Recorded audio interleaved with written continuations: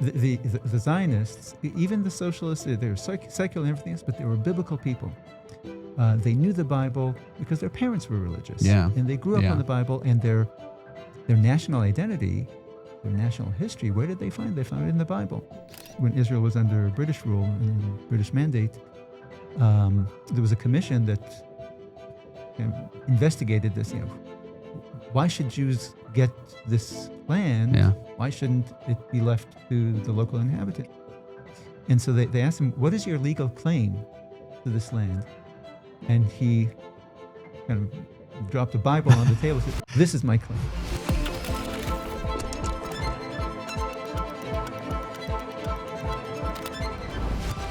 Hey everybody, welcome to Covenant and Conflict, where we're looking at ancient truths, modern issues, how they relate to one another. Today I'm super excited because we have two special guests, Guy Golan, Dr. Guy Golan, and Dr. Guy Chet. Dr. Guy Golan is a professor at Texas Christian University. Dr. Guy Chet is a professor at the University of North Texas. We are going to get into a really interesting conversation about the American Jewish community, the Israeli Jewish community, of which these two guys are from, and how that interacts with evangelical Christians. So enjoy this episode. Let's get after it. Thank you both for being here. Guy wrote a book, My Brother's Keeper. It published recently, right? Because you're talking about October 7th in April of 2024. So I found the book very fascinating. You made me read it before we did our podcast, so I did want to read it actually. But just tell us, before we dive too much into the actual content of the book, My Brother's Keeper, the complicated relationship between American Jews and Israel. Tell us what motivated you to write the book, and why now? So it's not so. So we started writing this a year before it was published. A bit more than that, because I don't know if you are aware of this, but the year before October 7th, the whole year, Israel went through this really insane turmoil over this judicial reform that the government was trying to push, and there was a big opposition, and it was a political explosion, and it had this ripple effect in the American Jewish community, which is very subject to the opposition, the Israeli opposition's voice.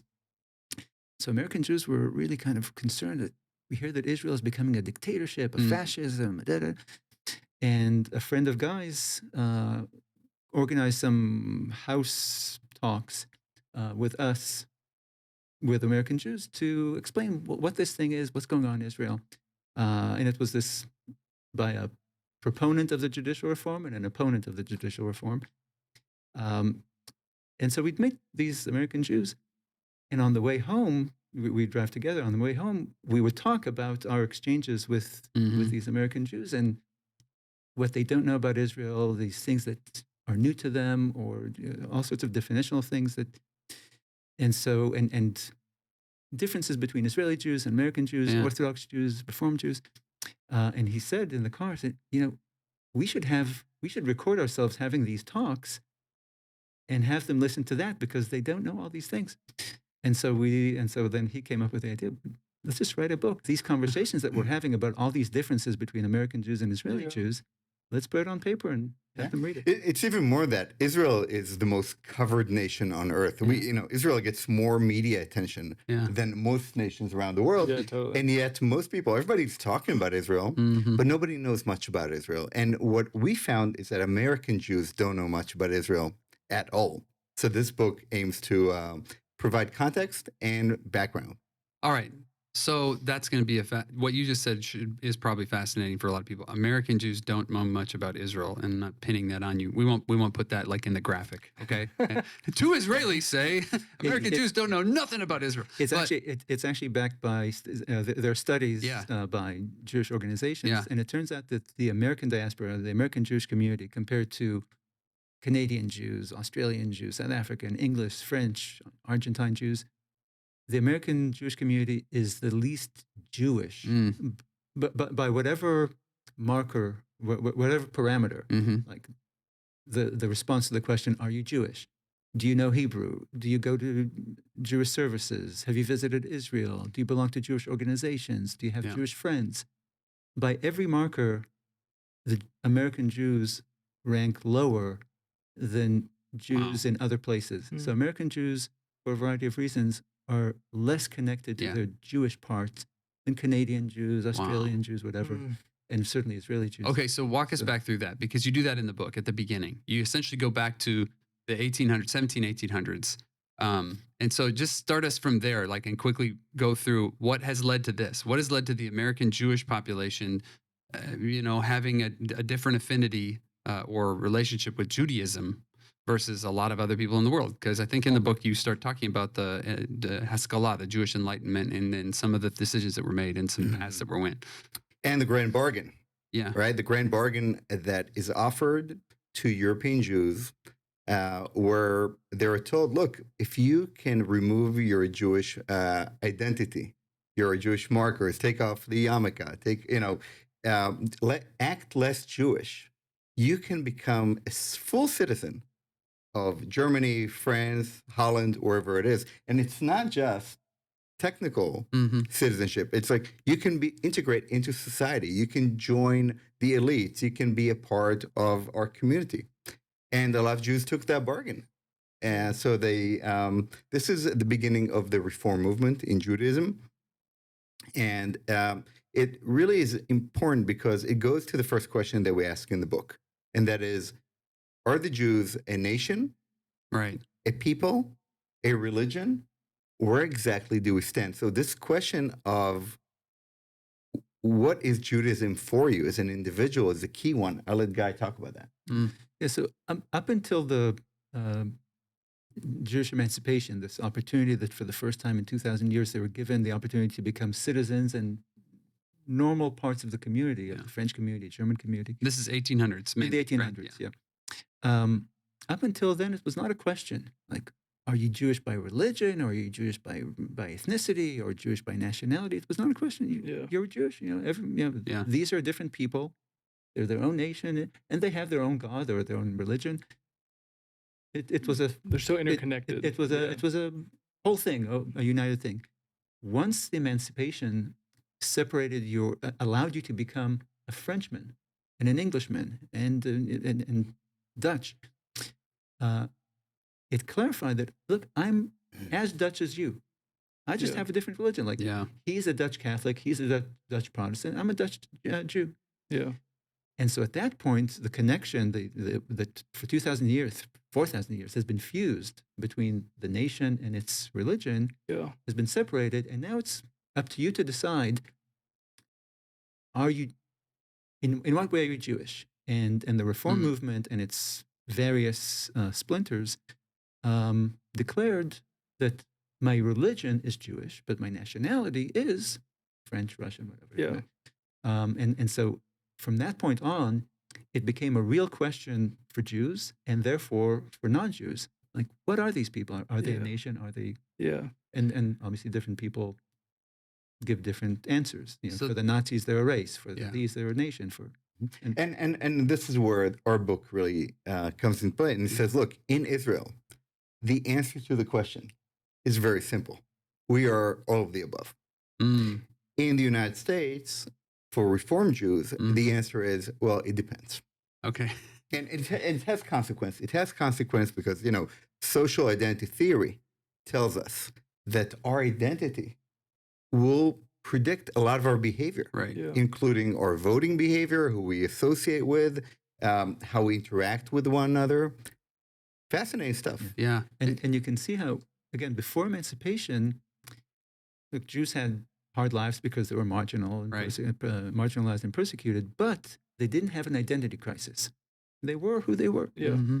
Once you're allowed to become a part of the nation, and now you have to choose to make this bargain, and now it starts depending, and you have to it's a crisis. You have, in what way am I Jewish? Yeah. Like if I took off my Jewish markers, and I don't speak and I don't know the Jewish language, and I don't know all these things about Judaism, in what way am I different from my Protestant fellow countrymen? And so it creates an identity confusion or identity crisis for Jews who want to be real American, or real Dutch, or real whatever, real Frenchman. And so, what part of Judaism does it leave in their identity? And it's like I said, now it depends, and it's hard for them to answer, and for Jews up until 200 years ago, and for Jews in Israel, it's not a difficult question because it's not a choice. Yeah, right. I have a question. You mentioned 3 different markers: religion, nationality, or ethnicity, people. But then you mentioned a 4th one, race. So when you say in Israel, we say yes to all the above, which ones do they say yes to? We didn't talk about the race. Race is but I want our listeners to know that, because I hear that a lot. Where is Jewish a ethnicity, a religion, or a race? I think the average Christian would say Jews are a race. Yeah, I think the average Christian would. So can you talk about that? So the notion that first of all, I need to, as a historian, I'll clarify that the meaning of race changed up until the, I think, 1800s. Race was understood as we understand ethnicity. Yeah. Okay. The word ethnicity didn't exist. Then, with scientific racism in the in the 19th century, the science of race came about, and that's where we get our understanding of race. So maybe older texts refer to the Jewish race, and that's simply because they used race in the way that we use ethnicity. When you say scientific, do you mean like DNA? DNA, yeah.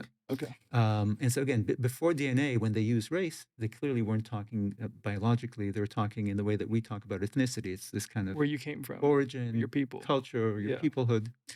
And so I think, again, using our terminology today, race is an idea that the Jews as a race is something that is associated with the Nazi racial theory, whereas the traditional understanding of Judaism is that it's an ethnicity, a nationality, and a religion, and that's still the Israeli understanding. And a people, because and this goes back to the identity crisis of American Jews.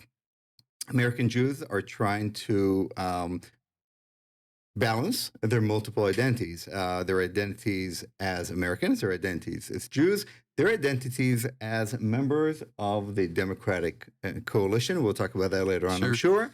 And multiple other identities, right? And as you said, when you have multiple identities, sometimes it can be challenging. Yeah. Okay. So we're in the 1800s, and obviously this reform is happening in Judaism as this emancipation is going throughout all of Europe, not just with Jewish people, right? But it's kind of going through Europe in general. America has our revolution in the late 1700s and the French Enlightenment, in the late 1700s, over there, like 20 years later or whatever, 30 years later. So that's happening in Europe. So we get to America. So just real briefly, fill us in, because I think most Christians wouldn't know what was the origin point of the American Jewish community, because today half of the world's Jews almost live in America, and almost the other half live in Israel now. So we're really converging at this point. So just walk us briefly through that. So today it's really a unique situation in the history of the Jewish people that the entirety of the Jewish people live in really only 2 places. Like there are about 15 million Jews in the world, maybe 16. 7 million live in Israel, 7 million live in America, in North America. Whereas for 2,000 years, it has been dispersed everywhere. Yeah. So Jews existed in a very small number in colonial America, and really just in New York, because they came with the Dutch colonization. Then after the revolution in the mid-19th century, with large immigration from Germany, more Jews arrived, and then there was so at that point the numbers was, I forget, maybe 200,000 or something like that. And then there was a huge wave of Jewish immigration, I think 3.5 million or so, from the late 1800s to the 19-teens or something, and that's because of a wave of murderous persecution in Eastern Europe, Russia, the Russian Empire, Poland, and that's where the bulk of Jewish the Jewish presence today comes from that wave. But let's point to that, because first the Germans come, and they establish the religious infrastructure for Jews in the Northeast. So when the Jews come from Russia later, early 1900s, there is already a system, an infrastructure of Reform synagogues. I see. They bring them in. Yeah, because the Reform movement was the strongest in Central and Western Europe. Okay. They're in Germany. Sure. Especially in Germany. And so those Jews, like I said, brought the infrastructure and the intellectual infrastructure for Reform Judaism that allows you to be a Jew in your home and just a regular American on the street. Yeah. And then when those Russian Jews came in by the millions, who were not part of the Reform movement, there was no reform in Russia because there was no opportunity to become a regular member of the community, of the citizenship in Russia. When they came here, they kind of settled into the Jewish communities that existed, and the option of reform, which would allow you to not be chased down the street, to find a job, just like a regular American, to have business partners with, to become business partners with Americans, to have Christian friends, to intermarry. All these things were available to them, and so they kind of they're available thanks to the Reform movement. And this is why the majority of American Jews belong to the Reform movement and the conservative movement and all the splinters that came out of the Reform movement. But American Judaism is primarily Reform Judaism, and this is the historical background. In America. In the United States, of course. Okay, so this is, we're going to drive the train right into the station now. Go for it. So for Christians, and for a lot of the people who are watching this are probably Christian, I think we have found that it is one of the challenges for an evangelical that's developed over the last maybe even 20 years. There's been this massive movement of evangelicals going to Israel, taking trips to Israel, and obviously you go there a lot and you build a relationship with Israeli Jews. But then what we've learned, right, David, is that a lot of churches send people to Israel. They take trips to Israel. They have relationships with people in Israel. There's a synagogue a block away from them, and they don't even know these leaders, these Jewish leaders. And from what I found, it's because of some of the things you're talking about. There is a value divide. It's the same ethnic group of people in Israel and America, but you mentioned this guy, this sort of Democratic affiliation, and obviously evangelicals would affiliate more with a Republican conservative affiliation. So walk us through, because you spend a lot of time in the book talking about this, and you have quite a few chapters specifically about Christianity and evangelicals' relationship between Israeli Jews and American Jews. But help people watching or listening to this understand why this is difficult, and you've set the foundation in talking about why America is mostly Reform Jews and what they believe and so forth. Okay, so chapter, I think, 15 is why Christian Zionists love Israel, and then chapter 16 is why do American Jews fear Christian Zionists. Wow, what a great title. Well, let's begin with identity once again. There is a famous book called Why Are Jews Democrats, or Why Are Jews Liberals? And the answer to that question goes back again to the early days of Jews in the Northeast. They were a part of Roosevelt's coalition of ethnic whites, the Italians and then the Germans, and the Polish, right? And Jews in the United States were always involved in progressive politics, and progressive in the terms of labor rights, civil rights, later on gay rights. You see the Jews standing at the forefront of any movement that's trying to broaden the coalition and allow people in, and allow people to be accepted. And the thinking here really... So the minority experience. Yeah, the minority experience to allow the minority to be accepted by the majority. And I want to go back to an earlier chapter in the book where we talk about Hollywood. Because a lot of the early Hollywood movies deal with the same phenomenon, right? David, you're a comics guy, right? Yes. My favorite superheroes is not Superman, not Batman, not Spider-Man. It's X-Men. And you think about X-Men. Yeah. What is Professor Xavier all about? What is he trying to do? He's trying to get the mutants who are the few and the persecuted to be accepted and live together in broad society. Yeah. Now, who do you think came up with the X-Men? Jewish authors. Right? And we see this message over and over in early Hollywood. Yeah. Frankenstein, Superman, we talk about Superman in the book. Yeah.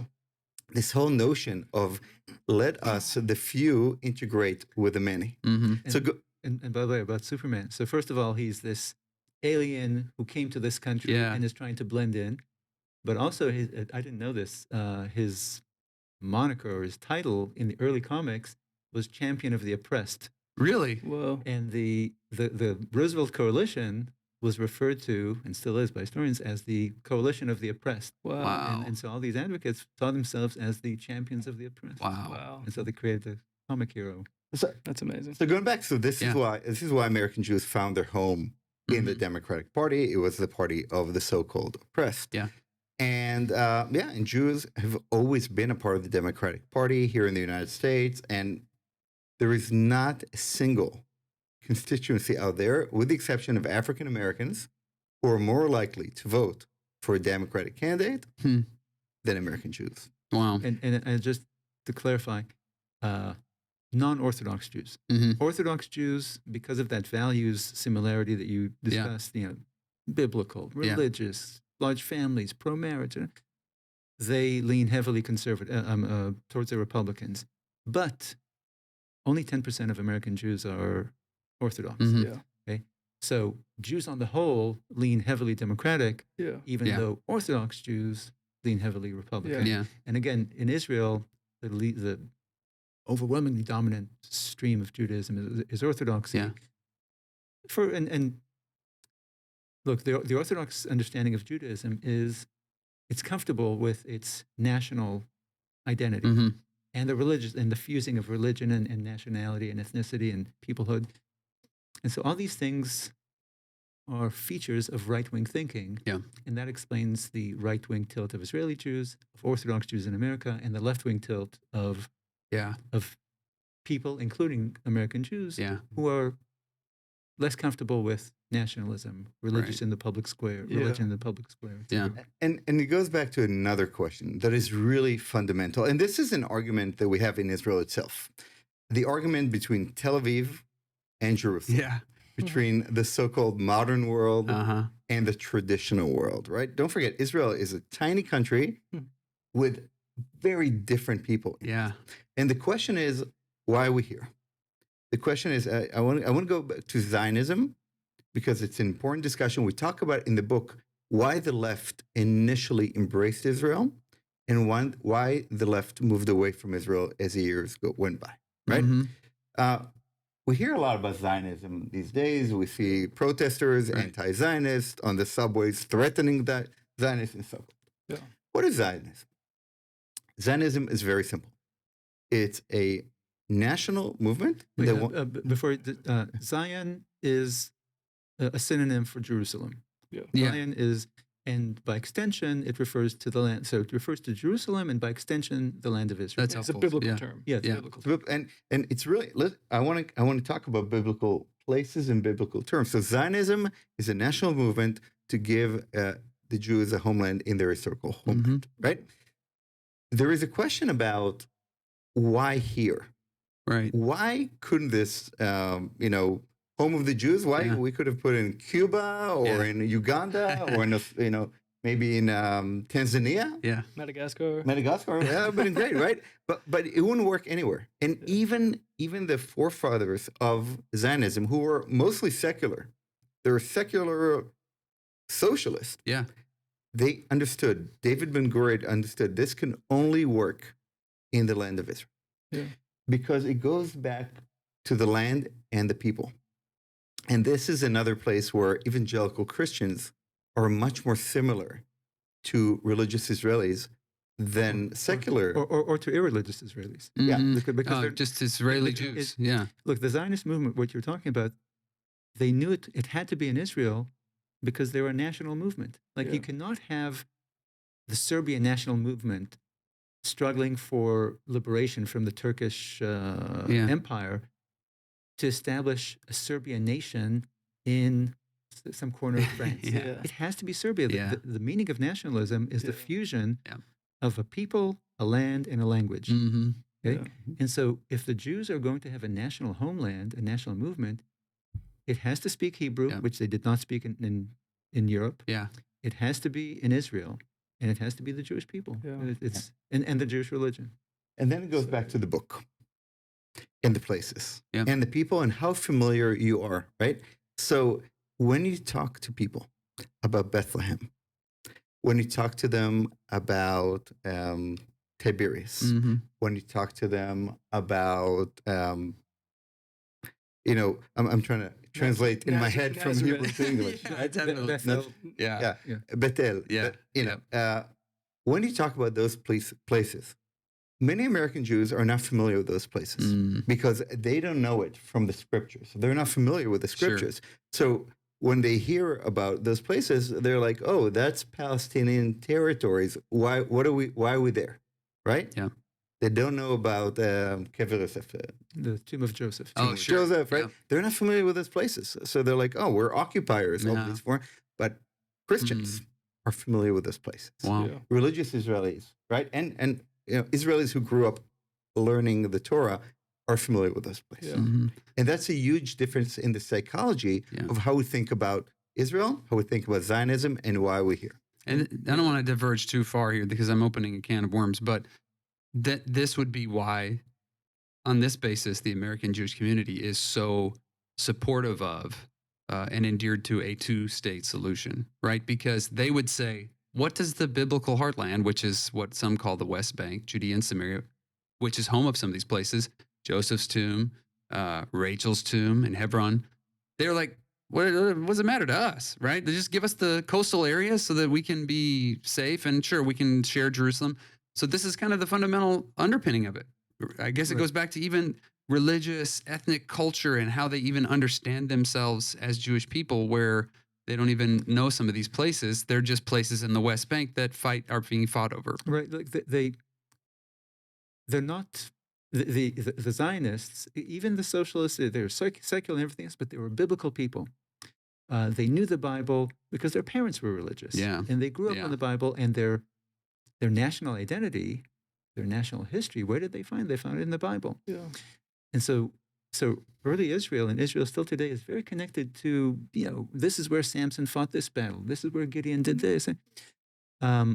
American Jews don't have that experience, which American Christians do, because Christians do know about all of, Joshua's campaigns and the locations. American Jews, like left-wing non-Jews in America, they don't know the Bible. Yeah. So these things don't speak to them. Sure. There's a story, a guy mentioned Ben Gurion earlier, when Israel was under British rule and the British mandate, there was a commission that investigated this. Why should Jews get this land? Yeah. Why shouldn't it be left to the local inhabitants? And so they asked him, what is your legal claim to this land? And he kind of dropped a Bible on the table and said, this is my claim. Wow. Okay? Yeah. And again, it's something that they believed in, not because they were religious, but they accepted the Bible as a real historical account of the Jewish people in their ancient homeland. They felt, and they wanted to clarify, that we are the indigenous people of this land. And that goes to the heart of this discussion, the two-state solution. Yeah. Who is indigenous here? And what the question that some pose is, if Jews are not indigenous to the land of Israel, then where are they indigenous? Right. Yeah, exactly. That's so. Let me fast forward to October 7th, and post October 7th. You guys wrote the book after October 7th. So, how do you look at some of the things that you write about in the book? How has this changed? Because one of the things you mentioned, and I forget which chapter, is just even the typical Reformed Jew in America would look at Israel, the land of Israel, as a historic place, not a future place for them, not a present place for them. America is their present place, right? So you've mentioned this disconnection with the land, with nationalism. How has that changed since October 7th? Has it changed? Because now it used to be able to they could simplify it and say, oh, Israel is doing bad things. But now all of that is creeped over here. And obviously we have anti-Semitism all over the place. People outside of the Jewish community aren't making the distinction of, oh, you're left-leaning like me? It doesn't matter. You're a Jew, you're an Israeli, same thing. You're terrible. We hate you. Walk us through some of the changes. So when October 7th hit, maybe a day or two after, I spoke to a guy and I'm like, do we need to write the book all over again? He's like, no, everything we said in the book is going to happen. And it did to a T. Wow.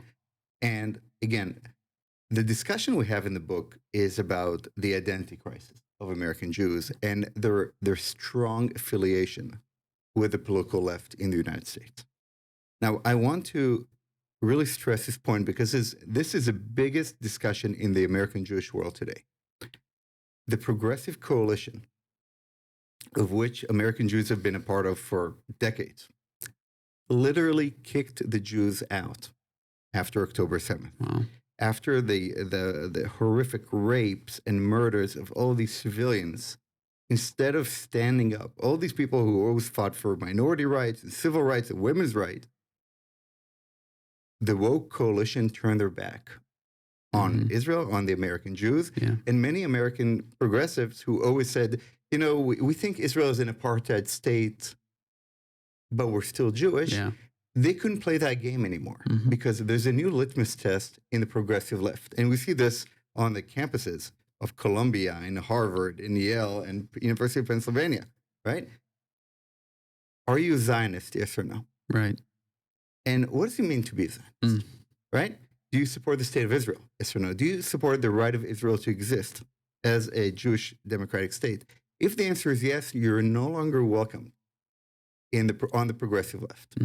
And that is a major problem for American Jews because they view themselves in all of their bone and body. They're like, we are progressives. Many of them no longer welcome. Yeah. And it's not just they identify with the political causes of progressive politics. These are their friends. Right. Like, this is my girlfriend. Yeah. This is my father-in-law. These are the people that I think are right on everything from what are good movies and what are bad movies. What's a good way to treat animals or to all these things. It's their close circle. This is my closest circle. And if I think that Israel has a right to exist as a Jewish state, they think they'll kick me out. I will lose my friends. On top of that, I will lose my belonging, but I will lose my closest friends. My marriage will break up. My family will, my closest relatives. And or whatever success you built within that. Yeah, that's true. Professional circle, and so it's a real, it makes them make a political decision in grand politics in a way that shouldn't matter. Like your position on the arms race with Russia usually is not a factor in your personal relations, but all of a sudden your position on Israel, on the two-state solution, is now going to determine whether your relationship with your girlfriend and with your own friends is going to survive. So what are you seeing in that community right now? So look, it obviously many people are doing different things, right? But so first of all, what Guy said is right, that October 7th, like on October 7th, as the videos were coming from Israel, they were celebrations in the streets and on college campuses, which were shocking to American Jews because these are their friends, and you're celebrating the murder and rape of our family, our people. But it's not new in the sense that there have been inklings of this over the past 10 years or so. The one that comes to mind is when Trump got elected, there was the Women's March, if you remember, the following week or so. And one of the groups that wanted to march was this gay pride Jewish group. And they marched with a gay pride flag with a Star of David on it. And they were not allowed to march in the parade because the Jewish star is associated with an apartheid state, colonialism, whatever else. And then two of the organizers of the Women's March movement were kicked out silently, but clarified that they cannot they, because of there were some Palestinian women in the leadership as well. And okay, so they've been getting the message before that the Jewish part of your identity is a problem socially in our progressive circles, but they could accommodate it because it was uncomfortable and you could adjust and work around it. Yeah. But with those images that were so stark and so upsetting, they were forced to make a decision. And a lot of them comment on the fact that their Jewish identity, which was submerged or kind of low in Guy's totem pole of identities, moved up. Yeah. So this Jewish community that, like I told you earlier, ranks very low in its Jewish, the strength of its Jewish identity. The non-Jewish world around them is making them reconnect to their Jewish heritage. And I want to tie it back to Europe, because the same thing happened in Europe. Yeah. Right? I mean, in Europe, Jews became Germans, they became French, they became Dutch, they became Englishmen. They forgot about their Jewish identity. They stopped going to synagogue. Their kids went to Christian schools and all that. Yeah. And they were just as German as, if it's not apple pie, they're as German as strudel. Yeah, right. Yeah. And then in 1930s, Hitler reminded them, listen, to you all, you're Reform, you're not Reform, you're all a bunch of Jews. Yeah. And this is what the opposition, and now is telling here in the United States, look, we don't care if you're progressives or mainline Democrats or Zionists or anti-Zionists, you're Jews. Right. And that's it. Man, I know this is a whole other ball of worms, can of worms, ball of wax. Even the same thing with Jews who put their faith in Jesus. I mean, the Nazis would go to these Catholic churches and say, give up your baptistry records, and they would take them out. The ones who said, no, I'm a Christian now. I put my faith in. Doesn't really matter to us. You have Jewish parents. So we're seeing the same thing here now, right? And so I think as we kind of move towards landing this, I'd love to talk about the opportunity. What brought us together is you guys are two Israeli Jews, and that we have such a shared value structure between evangelicals. And you write about this in the book, evangelical Christians and particularly Israeli, more nationalistic Jews, and what's the potential now? I mean, even I'd say, speaking to a Christian who lives in America, you guys are coming from a position as Israelis. There's a much quicker connection point between evangelical Christians and Israeli Jews. That's like almost proven. But what's the opportunity for American Christians now, evangelical Christians? How can we navigate this and actually reach out to the people who we have major political differences with in the Jewish community? Well, first of all, I think most Jews don't realize what evangelical Christians have done for Israel in the past couple of decades. Because it's not just that evangelical Christians support Israel, maybe politically through the Republican Party enforcing, pro-Israeli legislation or resolutions in Congress. When you look at fighting anti-Semitism in the United States, it's not the American Jews who are following this, leading this effort, Nick. It's evangelical Christians. If you look at who's fighting BDS in every state legislatures, evangelical Christians. If you look at who is flying their kids to visit Israel, who's sending money to support social causes in Israel. I mean, American Jews are doing that in droves, no doubt, but so are evangelical Christians. Evangelical Christians are true friends of Israel, and their motivations, in my opinion, are good ones, and they are true allies for Israelis. Israelis understand that. American Jews doubt what I just said and have a lot of question marks. And Guy, let's talk about it. So American Jews, non-Christians understand Christian Zionism as a bait and switch. Okay? That these Christians, they profess to support Jews in the state of Israel and everything else, but it's not out of real interest and real affection. It's so that they can orchestrate their second coming. Okay, that because of biblical prophecy, when the Jews return to Israel, then the second coming.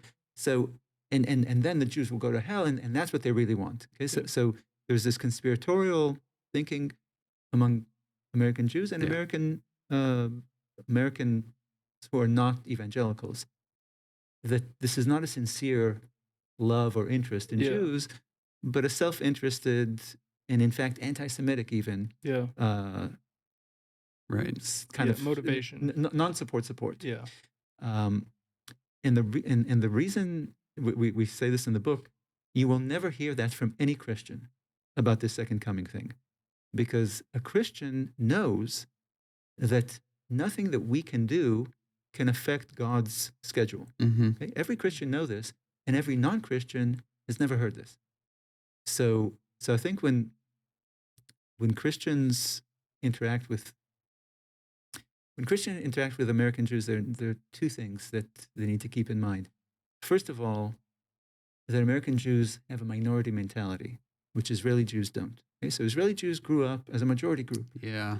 And they don't have these issues that minorities have about, what does he really think of me? What does he plan for me? Because when you grow up, as you know, when you grow up as a majority group, you just walk through life not worrying, what would people think of me? Just walking plainly. And so I think that's part of the comfort that you describe between really good. American Christians and Israeli Jews, is that they're both majority groups and they don't have the hang-ups sociologically, psychologically of a minority group. So that's the one, kind of to be sensitive about the fear that American Jews have that you don't sense with Israeli Jews. And the other is the fact that American Jews are not Christians. They're not familiar with Christian theology. And so they really believe two things. First of all, that you're not really interested in me. You're not really affectionate towards, more respectful. But you're just trying to use me to get the second coming to come, number one. And number two, they think you're trying to convert them because, again, they think that you, talking to me, you can convince me to convert, to accept Jesus. Whereas every Christian knows that you are not doing anything. You don't have the power to reach into my soul. Only God, again, according to Christian theology, only God has that power to open your heart. Okay? And so because the American Jew is not knowledgeable about Christian theology, they think you're trying to convert him, and they think you're trying to use him. And so, again, I don't know what. And there's been terrible historical precedent where, the Christian church has done that, and that lives in the psyche, I think, of many. Well, and it links back historically, because we started by talking about this in the 1800s. Many of them, of the American Jewish community, their ancestors left Europe because Christians rode in with crosses on and attacked their shtetls, right, and their villages. Although I would, that's true. I agree with it. But if you look at American non-Jews, American Christians who are not active Christians, Americans who are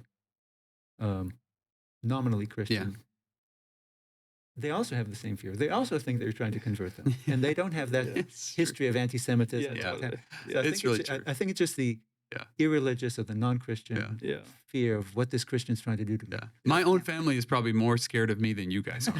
You know what I mean? Like, seriously, some of my family members are like, "You be bringing your cross around your neck, huh? Yeah, leave it in the car, buddy." But Nick, again, ultimately, it goes back to identity.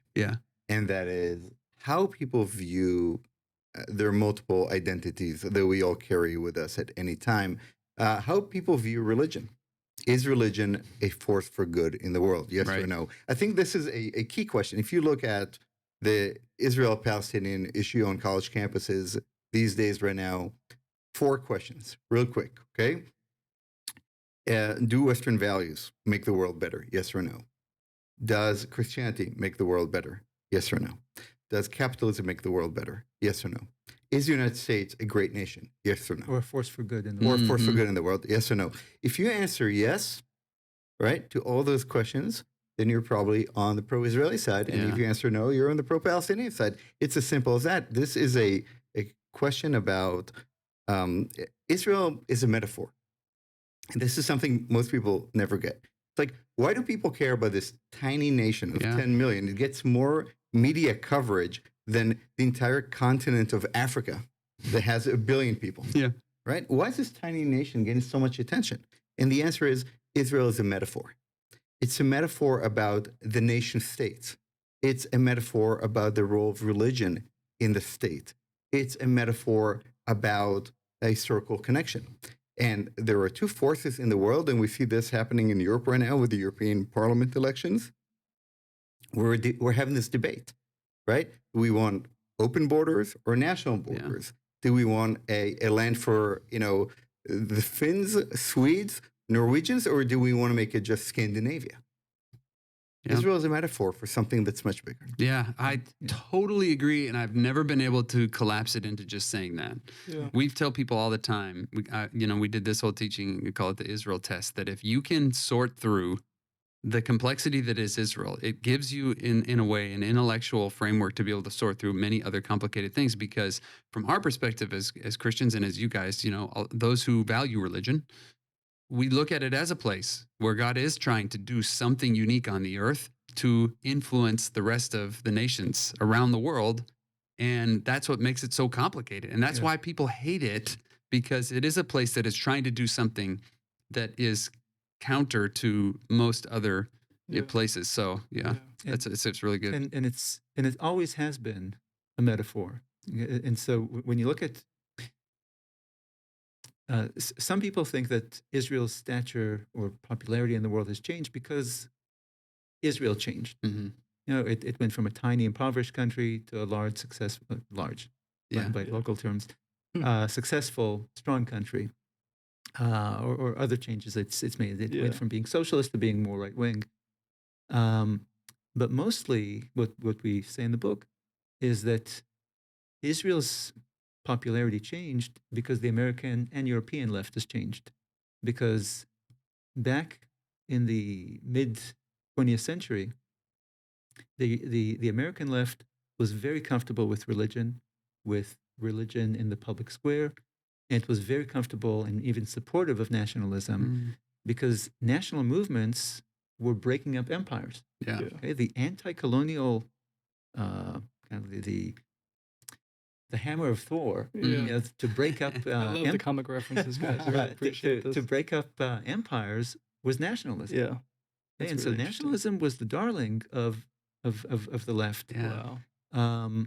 And so Israel was therefore the darling of the left too. It was, first of all, it was socialist and everything else, but the religion was not a problem, and the nationalism was not a problem. Fast forward however many years, we talk about it as a feature of the end of the Cold War, but it doesn't matter. If you look today, the left is very uncomfortable with nationalism. Yeah, totally. It sees it as inherently racist, xenophobic, dictatorial, imperialist. Yeah. Nationalism has become imperialist.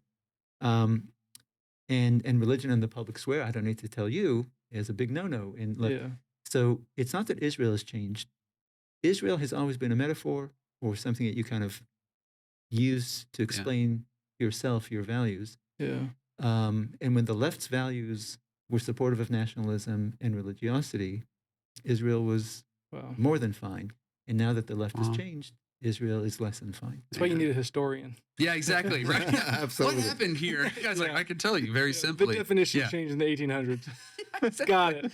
Well, listen, I think there'll be another conversation. I feel like we've only opened ourselves up to talking about more things. So thankful for you guys and for your willingness to come and talk with us and get to know us, and looking forward to working together. You got any parting thoughts?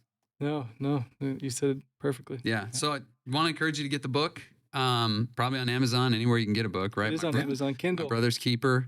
Perfect product placement shot. You can point to it. But give it the thumbs up. Yeah, right there.